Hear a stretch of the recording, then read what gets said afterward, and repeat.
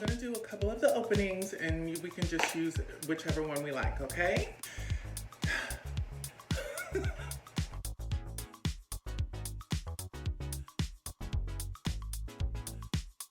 You're watching To Whom It May Concern on WYSP Beauty with your host, Jalen Joanna.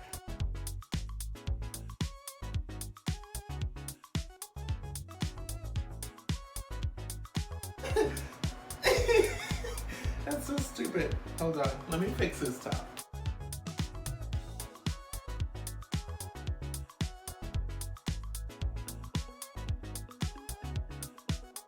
Hello, and welcome to another episode of To Whom It May Concern with your host, Jalen Joanna. To whom it may concern, are you telling the truth? Well, I'm here to tell you today that a lot of these things that you're hearing in the makeup industry are not always what you think. The first major thing that you've heard in the makeup industry is, I can't wear that. Actually, the truth is, yes, you can. Makeup designers and makeup companies don't ever come out with a specific product that isn't meant for every single woman or man or trans person on the entire planet. It is not just designed for one skin tone, one eye type, or anything of that nature. So don't ever look at a makeup product and think like it's not for you. It's all about, number one, placement, and number two, how much of the product that you use. Obviously your eye is going to be trained to go to what you're comfortable with, and that's okay. That's totally fine. But what I challenge you to do is to try something different. Incorporate something that you would have never thought of before and try to use it accordingly. Now, a lot of different colors, especially like eyeshadows, you can actually use in the very corner of the eye with a little fluffy brush. So what you can do is just take the color and just kind of place it in the corner, and it gives it like this little highlight.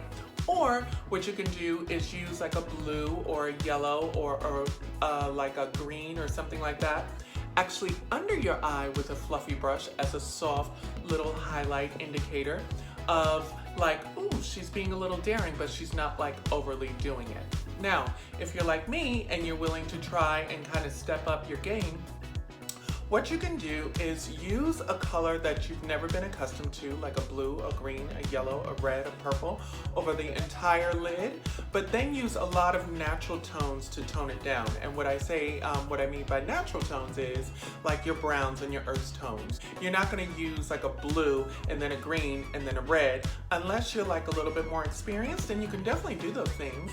It's all about how you wear them and how much that you apply. So don't ever go to a makeup counter and get overwhelmed by all of the colors and all of the little shades of the rainbow that are out there. Everything is meant for you. So what I suggest that you do is actually try them on your skin.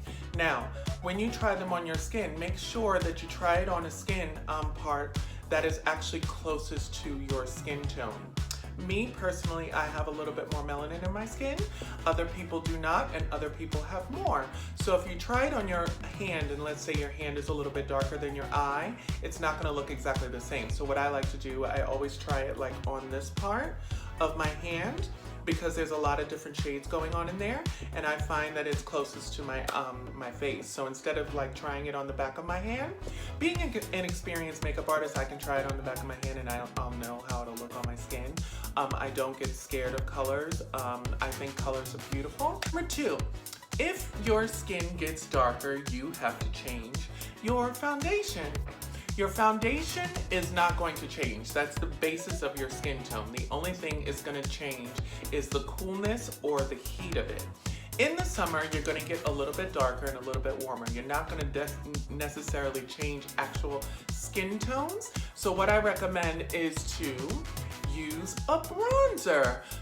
I don't like bronzers that have like a little too much glitter in them, or things that have a little bit too much sheen, because it looks like too much highlight. I like to use matte bronzers. So you don't necessarily have to change your foundation, but just add or subtract bronzer accordingly. And the final myth is I can't wear every lipstick that I want to. that is also a fallacy. You can wear every single lipstick that is on the planet, from your darkest of the darks to the lightest of the lights. It's all about how you apply it. So if you see a lipstick that you really love and it's a little bit more vampy, but you think it's going to be too dark for you, just lightly utilize it. Now, what I'm going to show you is, I'm going to show you how to lightly utilize it. So when you are using a lipstick and you go to a makeup counter, you don't want to ever take a tester and actually put it on your lips. That's actually the most disgusting thing that you can possibly do. And what I see a lot of people do is that they put the lipstick on the back of their hand, and that's not how the lipstick is going to look on your lips. So here's a little trick. So you're actually going to put it on your fingertip. So I'm going to put this on my fingertip right now. This is the color that is closest to your lip, and you're going to do this. Look at that. Isn't that cool? That's how the lipstick is going to look on you, because here on your finger, you can actually see the blood underneath. And with the lips are a lot of layers of skin, but you can see like the pink and the red underneath, and what that is, that's blood.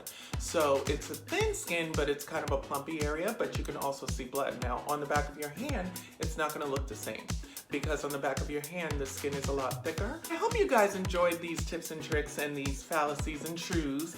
So to whom it may concern, the truth is in there somewhere. And have a good day. Bye. Thanks for tuning in to this episode of To Whom It May Concern with Jayla and Joanna, brought to you by WYSP Beauty. Be sure to tune in to all of our episodes coming out every Thursday at 8 p.m. Eastern Standard Time on IGTV and YouTube. Join us on the web at wysp.us.